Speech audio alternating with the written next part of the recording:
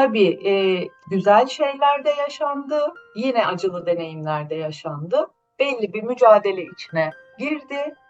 Bu Matrix'te, simülasyon alanında, iş alanında, kölelik sisteminde her türlü deneyimi yaşadı. Ya herkes farklı, herkes tek ve biricik, herkesin yolu kendine göre. Kendini, kendi varlığını o tek olan bilinçte, varlıkta eritiyorsun, yok ediyorsun.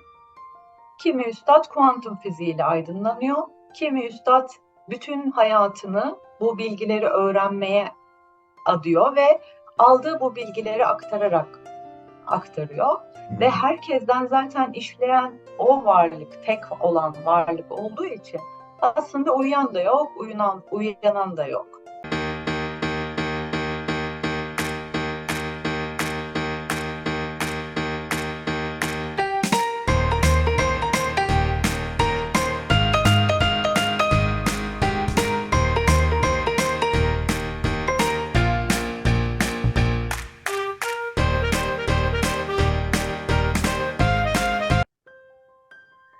Hayatın Neşesi, Demir'in Sesi, bir uyanış hikayesi, yeni bir programa hoş geldiniz. Sayın dinleyenler, takipçilerim, abonelerim, canlar, sevgili aşklar. Evet arkadaşlar, bir uyanış hikayesinde bugünkü konuğum Fatma.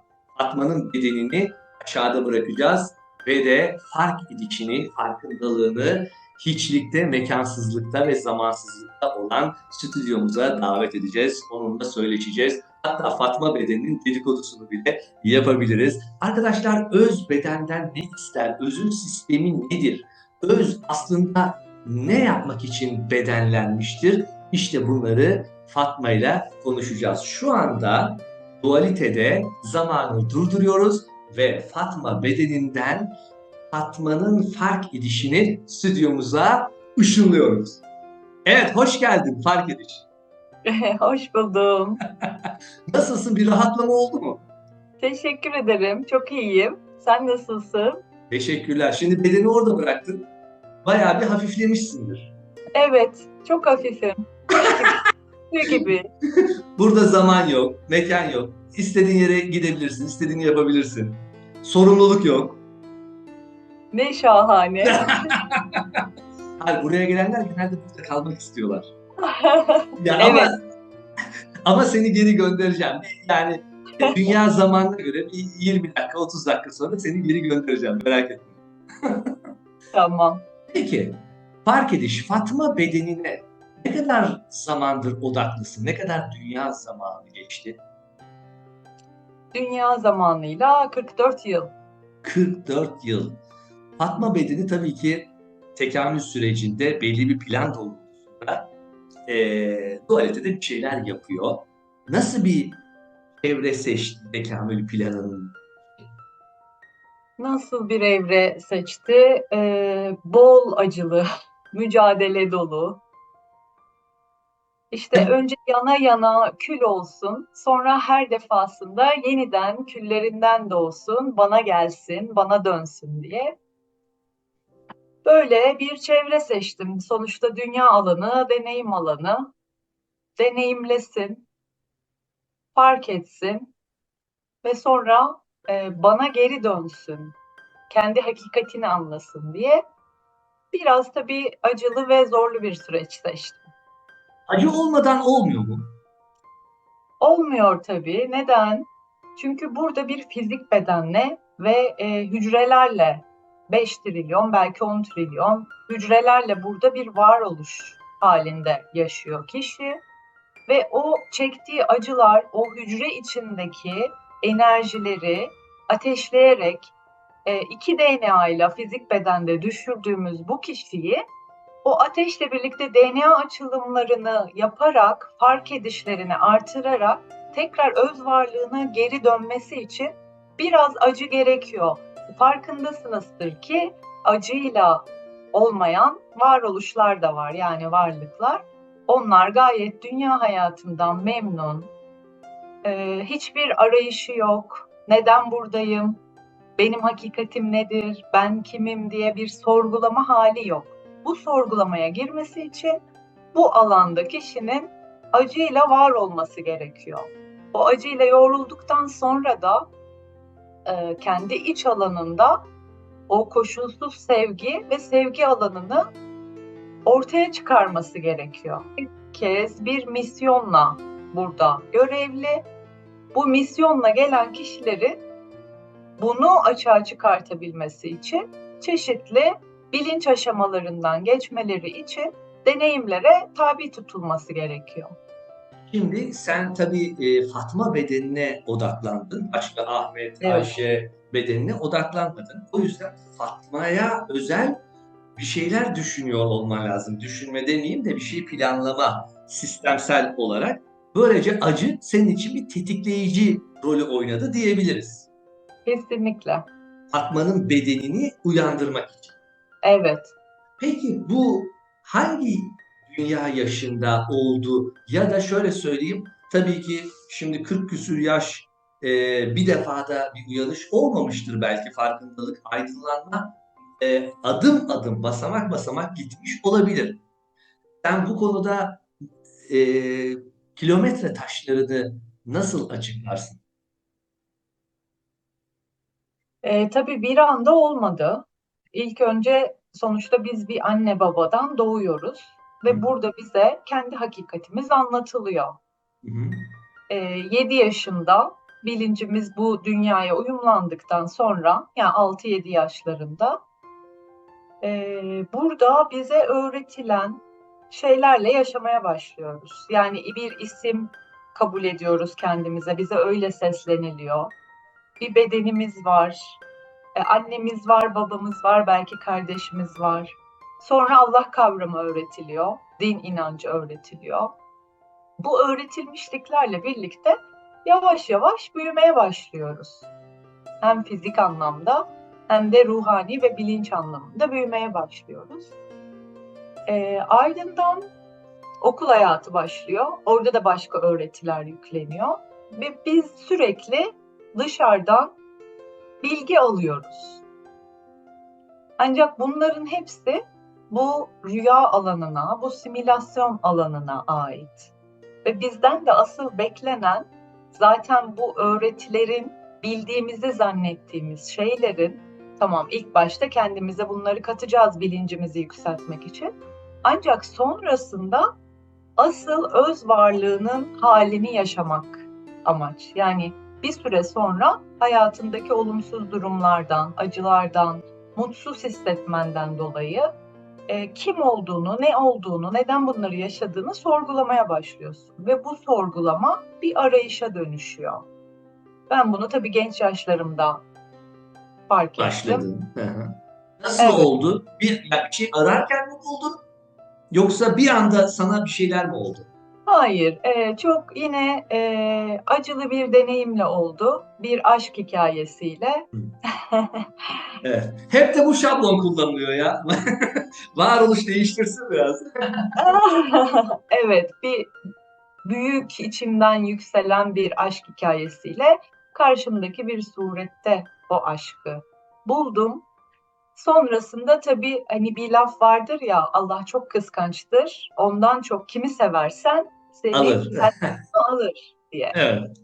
O yüzden kendimden demek ki ne kadar çok fazla değer vermişim, kendimden öne koymuşum ki o kişiyi bir ayrılıkla sonuçlandı. Hatta çok ciddi fiziksel anlamda da farklı şeylere maruz kalarak o dönem bende büyük bir bilinç sıçraması oldu ve tam anlamıyla o ana kadar yaşadığım karakterim tamamen değişti ve Kaç dönüştü. yaşındaydı bu? 18-19 yaşlarındaydı. Şu an baktığın zaman iyi ki böyle olmuş, böyle olması gerekiyormuş. Yoksa hayatta dönüşemezdim diyor musun?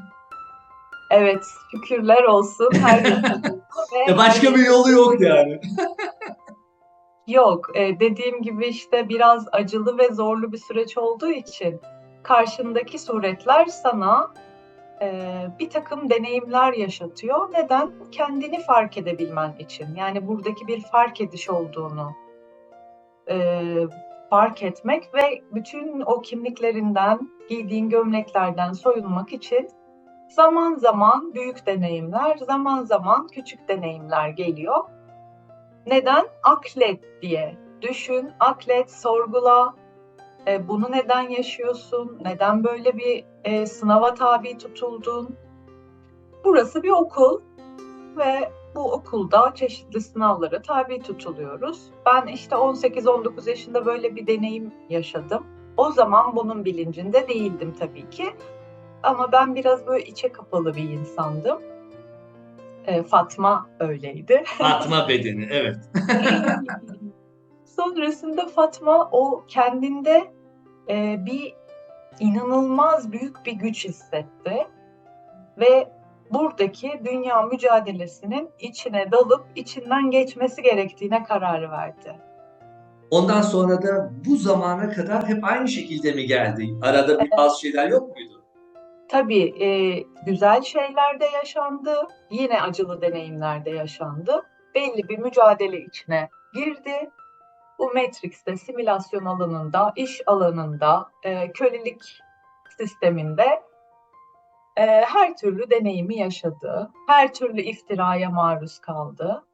Bunun yanında tabii ki çok güzel insanlarla ve varlıklarla da bir araya geldi. Çok güzel anlar ve alanlarda da bulundu. Kendi fark edişine, kendi kalbine, ruhuna yönelten kişilerle de bir araya geldi. Sonra bir gün böyle 33 yaşlarında ne oldu? Yine farklı bir deneyim yaşadı ve o deneyimle karşısındaki yine bir suret kendi şeytanını o kişide gördü. O. Bu baş gözüyle değil de daha böyle içsel bir alandan bunu fark etti. Bunun anlamı neydi? Bunun amacı neydi? Yani bunun amacı da ben şöyle yorumluyorum, Fatma olarak yorumluyorum. Kendi şeytanını gördü, yani kendi zihnini gördü ve karşıdaki herkesi aslında kendi zihin alanından onu belli bir bilinç düzeyine taşıyabilmek için mevcut ettiğini fark etti. Ve aşmak için bir tanım yaptı demek ki. Hani zihin Evet, tanımı mı yaptı? evet, zihin bir tanım yaptı. Sonrasında tamamen bir öze dönüş, içe dönüş başladı. Kendi hakikatini aramaya başladı. Neden? Çünkü kendini korkuları vardı diyelim. Korkularını karşıda gördü. Ama karşıda aslında hiç kimse yoktu ama o bunu o zaman bilmiyordu. Evet. Bilmediği için çeşitli kitaplar okumaya başladı, eğitimler almaya başladı, spiritüel alanda eğitimler almaya başladı. Anlamaya çalıştı yani. Anlamaya çalıştı ne olduğunu. Sonra okuduğu bir kitapta şunu fark etti. Burada fizik bedenle bir varoluş verdik Fatma'ya ve aslında o çok değerli, çok eşsiz, çok biricik ve çok özel. Hep hayatı boyunca sevgi arayışında oldu. Ancak zaten buradaki varoluşunun sadece sevgiden olduğunu fark etti ve çok sevildiği için bu dünya alanında fizik bedenle bir varoluş verildiğini fark ettiği anda içinden çok büyük bir coşku ve sevgi yükseldi. Orası işte o kalbin mutmain olduğu bir alan. O zamanki bilinciyle dışarıda bir Allah inancı olduğu için artık kendini ilahi aşka bıraktı. Yani beşeri aşkı bıraktı, ilahi aşka yöneldi. Süper. Aslında onu diyen de Fatma değildi. Yine öz varlığıydı. Sonrasında bunu da idrak edecek. Ama o zaman bunu kendi yaptığını zannediyor. Çünkü hala yapan olduğunu zannediyordu. Yapan olmadığını ne zaman anladı? Yapan olmadığını da hani eski zamanlarda bu tekke eğitimiyle, dergah eğitimiyle, dervişlikle ilerleyen bir süreçti. Şu son dönemde bu alan spiritüel dünyaya taşındı. Aslında spiritüel alandaki çeşitli öğretiler, deneyimler hepsi o kendindeki öz gücü, büyük gücü fark edebilmek için seni kendine yönelten alanlar. Orayı da bırakmak gerekiyor. İşte orayı da bıraktığı anda tamamen yapan olmadığını anladı. Çünkü o spiritüel alanda tanrı bilinci, tanrıça bilinci aslında aktarılıyor ve Allahçılık oynanıyor. Sanki her şeyi o kişi yapıyormuş gibi bir anlam veriliyor. Oysa ki senden işleyen daha büyük bir güç var. Evet. Şimdi Fatma, önce 18'li yaşlarda bir aydınlanma oldu dedin. Daha sonra 30'lu yaşlarda yine şeytanınla karşılaştın, öyle dedin. Daha sonra da dedin ki yapan olmadığımı anladım. Yani benim anladığım 3 ayrı aşama gibi bir şey var. Daha başka aralarda da ufak tefek vardır. Evet. Evet, biz zaten sürekli ölüp ölüp diriliyoruz. Bu bilincin genişlemesi sınırlı değil. Ölmeden önce ölüm diye anlatılan şey bir defa olan bir şey değil. Çünkü bilincin senin sürekli genişliyor. Yani buradaki tekamül düzeyine göre buraya gelmeden önce zaten belli bir senaryo ile geliyorsun ki buna kutsal kavramlarda zaten kader diye anlatılır. Ana hatlar belli. Bunlara verebildiğin içsel reaksiyonlarla senin bilinç evrimin farklı aşamalara geliyor. Bu da tabii ki her ruhun tekamülüne göre farklı farklı belirlenmiş. Her ruhun farklı bir karakter ve fıtrat yapısı var. Kendi özlerini açığa çıkarabilmeleri için belli nasıl diyeyim? Ya herkes farklı, herkes tek ve biricik, herkesin yolu kendine göre. Her suretten farklı oynuyor Evet, diyebiliriz. evet. Peki, Fatma bedeninin özgür iradesi var mı? Yok. Cüz'i irade yok. Yani cüz'i irade de o külli iradeye bağlıdır. Aslında varmış gibi görünür. Oysa ki bilenin üstünde bir bilen vardır. Peki, sonu kötü biten, seni zora sokan, sıkıntıya getiren kararları kim aldı? Onu da öz varlığım, yani kendini açığa çıkarabilmek için yine öz varlığım aldı. Ve zaten şu anki durumumda ben bilinç aşamasında iyinin ve kötünün olmadığını biliyorum. Sadece burada bir dualite alanındayız. Hani bu denge sembolü vardır ya, karanlığın içinde aydınlık, Aynen. aydınlığın içinde karanlık vardır. Nötr ve denge. Evet, yani bu olmak zorunda bu alanda çünkü buradaki oyun böyle kurulmuş. İyi ve kötü kendi içinde de dönüşebilir. Önemli olan dengede kalmaktır. Aslı olan şey budur. Nötr alanda kalabilmektir.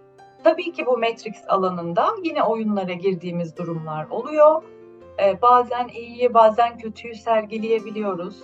Davranışlarımız, sözlerimiz o şekilde ilerleyebiliyor. O da yine özün isteğiyle olan bir şey. Çünkü sana ihtiyacın olan neyse o şekilde geliyor karşıdan.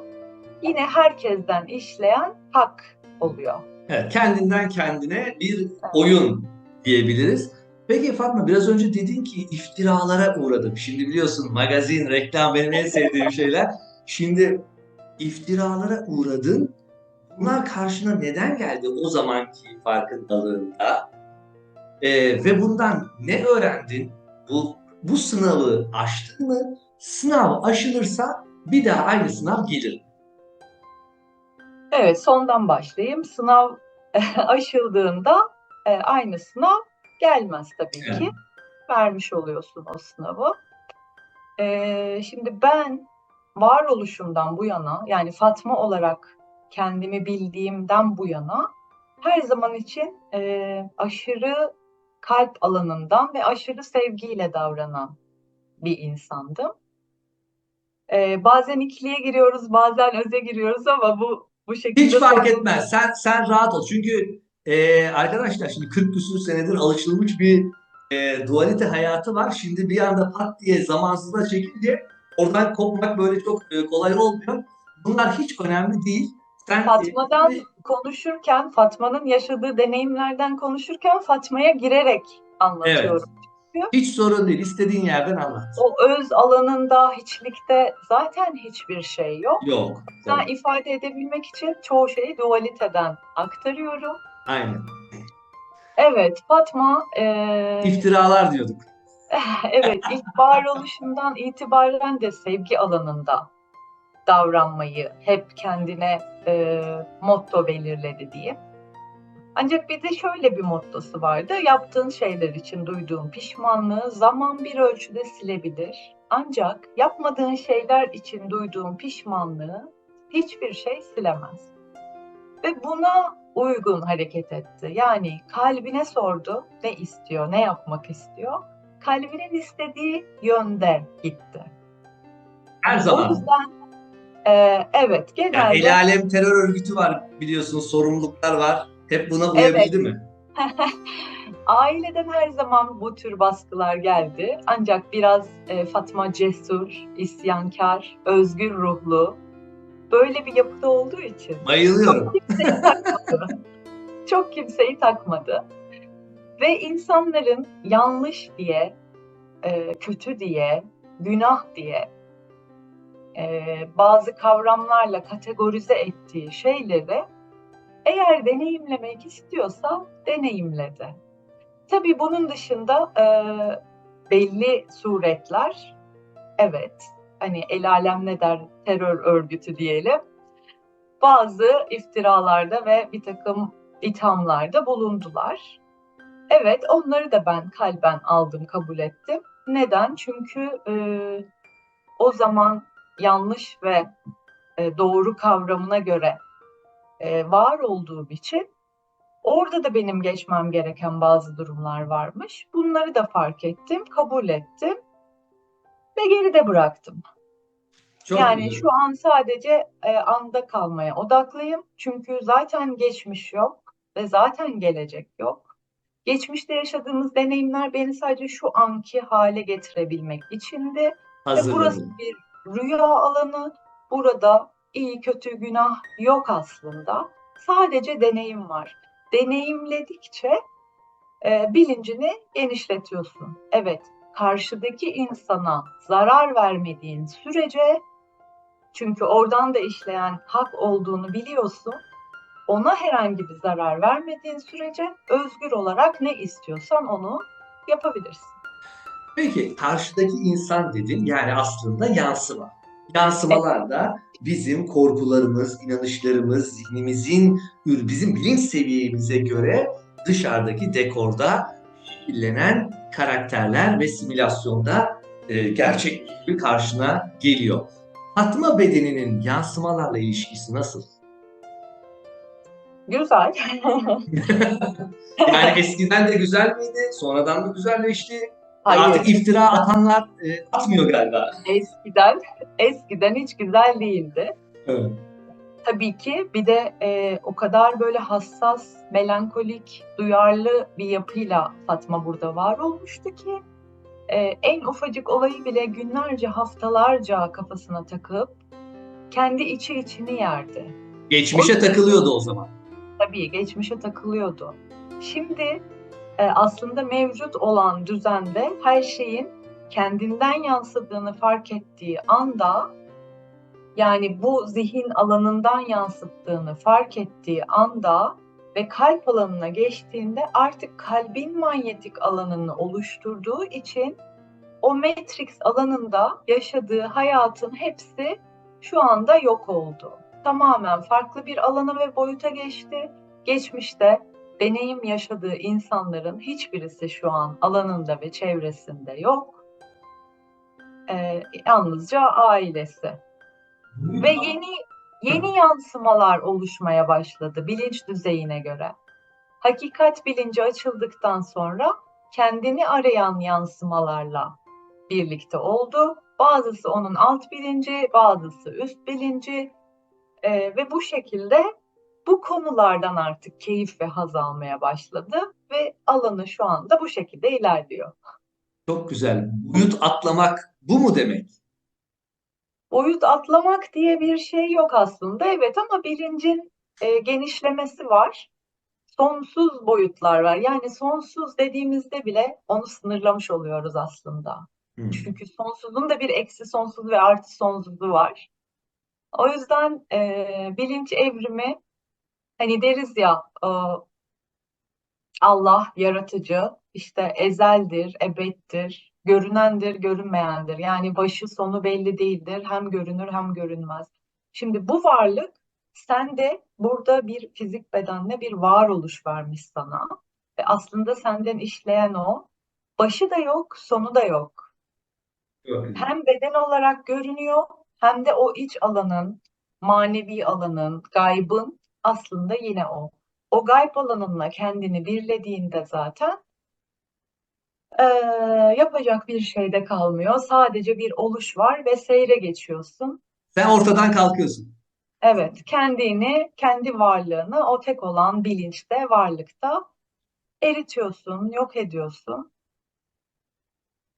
ve Peki. şirkten çıkıyorsun. Hani Peki. dini kavramlarda bu anlatılır ya, bir Evet. sen varsan, bir de Allah varsa orada ikilik vardır, şirk vardır. Süper. Şimdi Çok ben güzel. varım dersen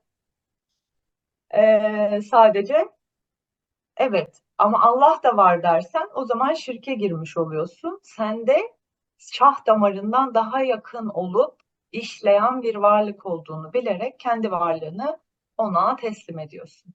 Çok güzel. Zaten en büyük yapılan yanlış ya da anlayış kıtlığı aslında beynin ayrı, Allah'ın ayrı bir yerde iki farklı varlıkmış gibi algılamak değil mi? Yani bu bir engel olarak önümüze geliyor. Onu aşamıyoruz zaten normal şartlarda.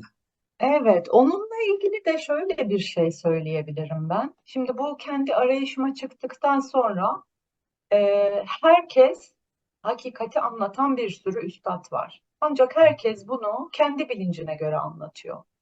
Kimi üstad kuantum fiziğiyle aydınlanıyor, kimi üstad bütün hayatını bu bilgileri öğrenmeye adıyor ve aldığı bu bilgileri aktararak aktarıyor. Yani herkes aslında kendinde olanı veriyor, kendinden işleyeni veriyor. Ben şöyle diye düşünüyorum. Şimdi beyin kavramını anlamak gerekiyor. Neden? Çünkü diyoruz ya içeride ne varsa dışarıda o var. Hizalanıyor. Şimdi dini kavramlarda anlatılan, masonik kavramlarda anlatılan, Kabala'da anlatılan bir sürü konu var. Aslında bunun içindeki o gizli sembolleri ve şifreleri de beyin alanıyla çözmek gerekiyor. Nasıl? Şimdi Musa ile ilgili bir hikaye anlatılır diyelim. Musa iki denizin birleşmediği bir yer vardır. Musa iki denizi yarmıştır. Yanında bir Hızır sureti belirmiştir. Şimdi bu dışarıda anlatılan hikayelerin hepsi senin bu fizik bedeninde de yansımaları var. Yani mesela bizim beynimizde iki tane lob var. Sol beyin analitik beyin, sağ beyin spiritüel beyin. Hı. Ve ikisinin arasında çeşitli epifiz bezi, hipofiz bezi bir takım bilirsiniz siz de bunları. Evet, Omurilik mekanizmalar var. Evet. evet, cerebrospinal sıvı var.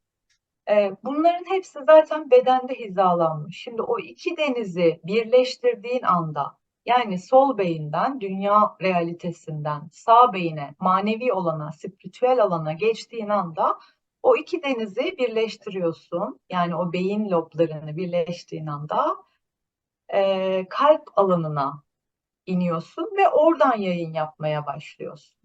Bir de şunu da belirtmek istiyorum. Şimdi burada dualitede hep epifiz bezi kapalıdır. Üçüncü gözü açmak çok önemli gibi kavramlardan bahsediliyor ya. Aslında biz epifizin rüyasını görüyoruz burada.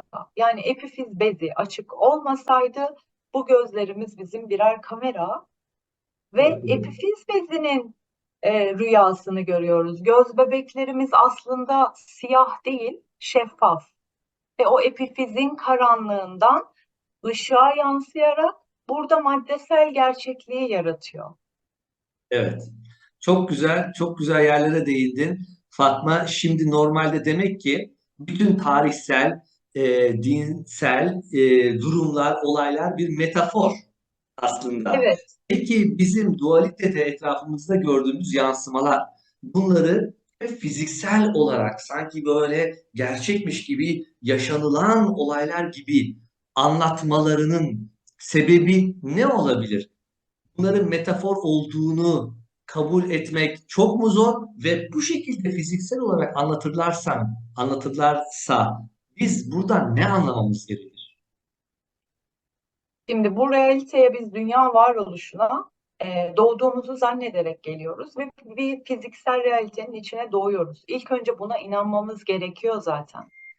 Ancak dediğim gibi her ruhun farklı tekamül dereceleri var. Her ruhun farklı uyanış süreçleri var. Ve herkesten zaten işleyen o varlık, tek olan varlık olduğu için aslında uyuyan da yok, uyanan da yok. Evet Fatma, şimdi normalde dini kitaplarda olsun, tarihsel süreçlere baktığımızda her zaman işte peygamberlerin yaşadığını, evliyaların yaptıklarını veya bütün bu olayları biz aslında metafor olduğunu ve bir bilinç seviyesi olduğunu şu an idrak ediyoruz. Peki dualitede bunların metafor olduğunu anlamak neden bu kadar zor? Bunu anlayıp da demek ki bu bir bilinç seviyesiymiş, ona göre bakayım demek neden bu kadar zor? Çünkü her var olan varlığın tekamül ve ruhsal bilinç aşaması derecesi aynı olmayacak. Yani bazı karakterler bizim dünya alanımızda sadece madde fizik realitesiyle yaşamak için görevlendirilmiş varlıklar. İlk üç çakra dediklerimiz bunlar mı? Evet, ilk birinci, ikinci ve üçüncü çakrada yaşayan, dünya realitesinde madde gerçekliğiyle yaşayan kişiler. Onlar şu anda belki bu bilince gelemeyecekler. Ancak dediğim gibi deneyimle burası bilinç aşaması yapıldığı için öz varlığını kendinde açığa çıkarabilmiş olan kişilerde de kalp alanı titreştiği için aslında doğmadığını ve doğrulmadığını ve sonsuz bir varlık olarak burada sadece deneyime gelen bir bilinç varlık olduğunu fark ediyor. Kendi özünü açığa çıkarabilmiş olan kişi. Çünkü öz zaten yükseleceği bedenler belli. Ancak dünya realitesinde yaşayabileceği bedenler de belli. Aslında oradan da işleyen öz. Yani dedim ya az önce, Evet, uyanan evet. ve uyanan yok. Bilinç zaten hep uyanık. Ancak buradan böyle deneyimlemeyi seçmiş, oradan öyle deneyimlemeyi seçmiş. Evet, çok güzel. Tekrardan Herkes, Fatma. özür dilerim, herkes birbirinin tekamülüne hizmet ediyor. Hı hı. Son, bunu da, evet. Çok teşekkürler. Tekrardan Fatma bedenine odaklanalım. Fatma bedeni dualitede en çok neden korkar? Artık Fatma bedeni hiçbir şeyden korkmaz. Artık korkusuz. Korkmuyor çünkü o üçüncü fark ediş aşaması demiştik. 2019 yılına tekabül ediyor. 40 yaşıma tekabül ediyor. Orada zaten buranın tamamen bir rüya alanı olduğunu, bütün gördüğü, göremediği her şeyin aslında kendinden var ettiğini ve o anki dünya sınavında ona hizmet için, herkesin ve her şeyin ona hizmet için var olduğunu fark ettiği anda kendi fizik bedeni de dahil tüm tutunduklarını, iş hayatını, ailesini, her şeyi orada zaten bıraktı. Ve artık kaybedecek hiçbir şey olmadığı için kaybedecek bir şey olmayan birinin bir korkusu olabilir mi? Olmaz. Sonsuz olan bir bilinçsin sen. Aslında sadece deneyime geldin burada ve sana hiçbir şey zarar veremez. Çok güzel. En çok neyi sever? Şu anki Fatma kendiyle olmayı çok sever. Kendinde böyle kalbinde olmayı çok sever. Onun dışında artık buranın tadını çıkarmayı, gezmeyi, dolaşmayı, seyahat etmeyi çok sever. Yakın bilinçlerindeki arkadaşlarıyla bir arada olabilmeyi sever. Onlara şifa, katkı, bilinç aktarımı yapabilmeyi çok sever. Yine kendinden kendine olduğunu bilerek. Çünkü buraya nasıl o öz bilinç, ruh parçaları farklı farklı suretlerde düştüyse şu an artık etkileşim alanında olduğu kişiler de kendi ruh parçaları yani o özden öze işlediğini bildiği için onlarla birlikte zaman geçirmeyi sever. Böyle muhabbetlerden keyif alır. Ben Muhabbetten olur Muhammed derler ya o bilinç seviyesinde. muhabbet etmeyi sever. 2 ayda bir seni konuk alacağım o zaman. Fark Olur. edişini. Şimdi Fatma bedeni varoluşla diyalog halinde. Yani iç ses olarak olabilir, trafikteki önündeki aracın plakası olarak olabilir, bir martının çığlığı olarak olabilir. Fatma bedeni en çok nasıl diyalogda bulunur varoluşla, özüyle? Ee, Yani buna bir sınırlama yapmak çok kolay değil. Çünkü her an her yerden işleyen olduğu için işaretler de sürekli gelir ve gerek sosyal medyada veya doğadasın, doğadaki seslerden, yolda yürüyorsun bir tabeladan. Her yerden onun konuştuğunu bildiği için, her an onunla birlikte olma halini yaşadığı için bunun için de ekstra bir çaba sarf etmez. Şu Peki, anda da zaten o öz varlıkla diyalog halinde. diyalogda, münasebette. Peki diyelim ki bir yol yürüyorsun, ikiye çatallandı. Sol tarafta farklı şeyler var, sağ tarafta farklı şeyler var. Normalde mantıksal, zihinsel baktığın zaman %50, %50. Oradan da gidebilirsin, buradan da gidebilirsin. Avantajı var, dezavantajı var. Fatma bedeni nasıl karar verir? Kalbine sorar, Heh, benim için hayırlı olan nedir ya da ne yapmam gerekli diye kalbine sorar ve kalbinin sesini dinler. evet, Çünkü kalp yani ona o fısıldayan sesin daha güçlü geldiğini bildiği için kalbi ona en doğru cevabı verecektir. tamam. Yani kalbiyle içine soruyor ve de içine yine cevap geliyor. Evet. Tabii ki bunların beş duyuyla alakası yok, zihinle alakası yok, mantıkla, istatistiklerle hiçbir alakası yok. Evet, sezgisel alandan gelen bir his var. O hisse göre hareket eder Fatma. Peki Fatma bedeni şu anda dualitede yiyor, içiyor, bir şeyler yapıyor, işlerini yapıyor, uyuyor ve bir zaman illüzyonunda, bir zaman diliminde devam ediyor. Bu yaşadığı ya da simülasyonu deneyimlediği dilimin yüzde kaçında özünü hissediyor? Yani hiç böyle dalıp bazı şeyleri otomatik tabii yapabilir ya da bir sorun karşısında refleks olarak da davranabilir. Yüzde kaç özde içselinde kalabiliyor Fatma bedeni? Tabii bu Matrix illüzyonunda yaşadığımız için yine %1'lik bir pay verebiliriz tepkisel reaksiyonlar için. Neden? Çünkü kod olarak bizde bulunan bir bilinçaltı kavramıyla biz bu realiteyi yaşadığımız için o gölge yanları zaten arındırmak buradaki bulunma amacımız. Arına arına ilerliyoruz ama tabii ki realitede, dualitede bazen tepkisel davranmamız gerekiyor.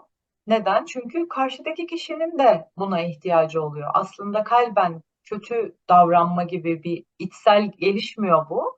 Ancak o anda bir tepki veriyorsun.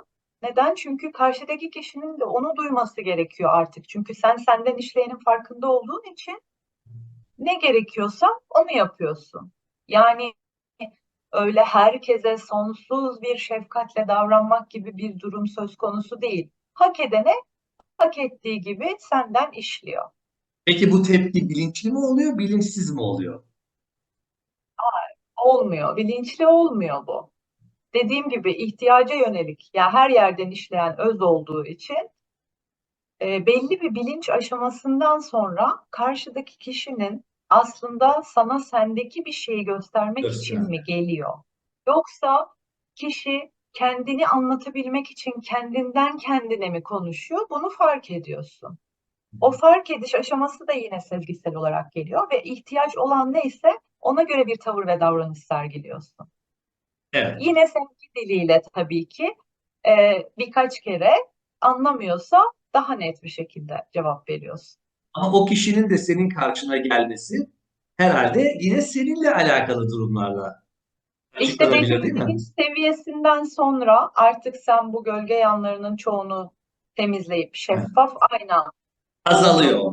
bilinç düzeyine geçtiğin anda biliyorsun ki senin karşına gelen kişi boşuna gelmiyor. Kendini nötrleyebilmek için senden bir aktarım, akış almak için geliyor. Ya bunlar dediğim gibi hani sezgisel olarak gelen şeyler bir noktadan sonra artık seni aynalamak için gelmiyor o kişiler. Peki. Ha, Aynalamak için gelen fark ediyorsun yine. Çünkü kırıntılar bu fizik bedende, dünya realitesinde yaşadığın sürece zaten hep var. Çünkü dualitede giriyorsun, çıkıyorsun. O an hani oyuna girdiğin için dualitenin oyununa düşebiliyorsun. Çünkü bu ego zihin programı ve Matrix çok güçlü. Girebiliyorsun. Ama hemen kolaylıkla artık fark edip çıkıyorsun. Eskisi gibi günlerce, aylarca kalmıyorsun orada. Tabii ki karşına yine ufak tefek durumlar da gelebilir. Bunları da fark ediyorsun ve dönüştürüyorsun içsel alanda. peki şimdi bu farkındalık yükseldikçe Matrix'i keşfeden bazı canlılar benim etrafımda da var. Ben bu oyunu oynamak istemiyorum. Ben kimsenin kölesi olmak istemiyorum. Ben yazacağım programı, ben oynayacağım, ben bu boyuttan çıkacağım, ben burayı aşacağım diye bir yine bir başka bir illüzyon mudur, bir hedef midir, bir şey mi, varılacak yer midir? Buna giriyorlar. Bunun hakkında ne demek istersin? Ee, Varılacak bir yer yok, gidilecek bir yer yok. Sen sadece bir bilinç varlıksın. Şöyle, cehennem nedir? Cehennem senin o çektiğin acılarla hücrelerinin içinde yanma halidir, deneyimlerinle. Bunları fark edip kendi öz hakikatini ve o tek olan bilinçle bağlantını, varlığını zaten idrak edip bunu hal olarak yaşadığında gideceğin boyut zaten cennet boyutu. O cennet boyutu da nedir? Varlığını o varlıkta eritip tutunduklarını bırakıp sadece o oluşun içinde kalma halidir. Tabii ki her an yine bu bilinçli farkındalıkla uyanıklık halinde kalmak gerekiyor. Aynı zamanda biz bu uyanışı şöyle de değerlendirebilirim. Belki zihinler daha iyi kavrasın diye. Matruşka bebekler vardır ya böyle iç içe. Evet, Diyelim ki sen o en içteki bebektesin, en dip Matrix'tesin ve çok ağır deneyimler yaşıyorsun. Oradaki deneyimlerini tamamladığında bir üst Matrix'e geçiyorsun. Orası senin cennet alanın oluyor. Diyelim ki 7 tane bunlar. Sen üçüncü alandasın. Oradaki deneyimleri tamamladığında bu sefer dördüncü alana geçiyorsun. Yani hani bunu tabii ki böyle değil ama zihin kavramında aktarmaya evet, çalışıyor. Bir evet. Matrix bitiyor, başka bir simülasyon başlıyor. Bu şekilde sonsuz sonsuz kez devam ediyor. Tabii ki bunları boyutlar olarak da anlatılıyor. Mesela 72. boyut işte omega frekansından deniyor diyelim. Örnek veriyorum. Şimdi bizim içinde bulunduğumuz üçüncü boyut dünya realitesi diye aktarılıyor. 3 ile 72 arasında mesela bayağı bir fark var görünüyor. Ancak zaten bunların hepsi o tek bilincin içinde olduğu Olduğu için için. hepsini senden deneyimliyor. Evet. Yani köle falan değiliz yani. Buradan açıklayalım. Eğer maddesel gerçeklikten çıkabiliyorsan köle değilsin. Çünkü orada Matrix'e hizmet ediyorsun. Matrix filminden de tabii ki bunu örneklendirebiliriz. Orada ne o mesela? One demek o tek bilinci, o öz gücünü ortaya çıkarabilmiş kişiyi temsil ediyor belli bölümlerden sonra. E, Zaten o bilinci açığa çıkarabiliyorsan o zaman madde gerçekliğinin seni kandırmasına, bu beş Üzerine duyunla, aşıyoruz. evet beş duyunla seni kandırmasına izin vermiyorsun. Yani şeytanını Müslüman etmiş oluyorsun. Yani zihnini artık ehlileştirdiğin için aklını zihnine nöbetçi tutuyorsun ve kalbinin aklıyla hareket ediyorsun. Evet. Çok güzel. Fatma programın sonlarına geliyoruz. Şu anda orada Fatma bedeni duruyor. Birazdan zamanı tekrardan başlatacağız. Sen de onun içine gireceksin. Fakat burada bu hiçlikte ve zamansızlıkta sonsuz kuantum potansiyel alanı var. İstediğin materyali yaratabilirsin burada. Aşağıdaki Fatma bedenine materyal bir şekilde madde bir şeyler aktarmak ister misin? Herhangi bir isteğim yok. Ben ikinci defa Çünkü düşün. e, Oraya çünkü gidince isteme. Zaten Fatma bedenine ihtiyacı olan bütün maddesel gerçeklikleri ben ona verdim. Peki. İhtiyacı olan neyse o anda ona sunuldu ve hep sunulmaya da devam edecek. Süper. Fatma, şimdi sana deseler ki aşağı iniyorsun, yaşlanma yok ve sonsuza kadar dualitede var olacaksın. Ne cevap verirdin bir fark ediş olarak? Fark ediş olarak mı söyleyeyim, Fatma olarak? Fark ediş olarak söyle. Yani şöyle, şimdi oraya indiğin zaman Fatma'nın fark edişi Fatma bedenine giymiş olacak. Sen şimdi beden orada, fark ediş burada. Fatma olarak da söyleyebilirsin. Tamam, Fatma olarak söylüyorum o zaman. O sonsuz, sınırsız bu bedenle yaşama algısını Fatma istemez mesela. Neden? Daha çünkü bu üçüncü boyut realitesinde bu beden kafesi hani çok daha yavaş hareket ediyor. Hani böyle daha süptil bir beden, daha Heh. farklı hareket edebileceği, çok daha hızlı, daha yaratımının çok daha hızlı olduğu ve Buranın böyle bir zevkini aldık diyorsun. Bu kadar evet, yeter. daha sonsuz böyle renkler, yani buradaki realitenin çok çok daha farklı alanlarını deneyimlemek ister Fatma. Çok güzel. Evet, artık birazdan bedene gireceksin. O aşağıdaki Fatma bedenine bir şey söylemek ister misin? Seni seviyorum, her Aa, zaman çok güzel. seveceğim, her zaman seveceğim, her zaman seninle birlikteyim. Süper. Evet, Fatma'nın fark edişi programımıza konuk oldun. Çok teşekkür ediyoruz sana. Arkadaşlar, Hayatın Neşesi Demir'in Sesi bir uyanış hikayesinde bugünkü konuğumuz Fatma'nın fark edişiydi. Bir sonraki programda tekrar görüşmek üzere. Aşkla kalın, sevgiyle kalın, benimle kalın, Demir'le kalın, hoşça kalın. Hoşça kalın, çok teşekkür ederim.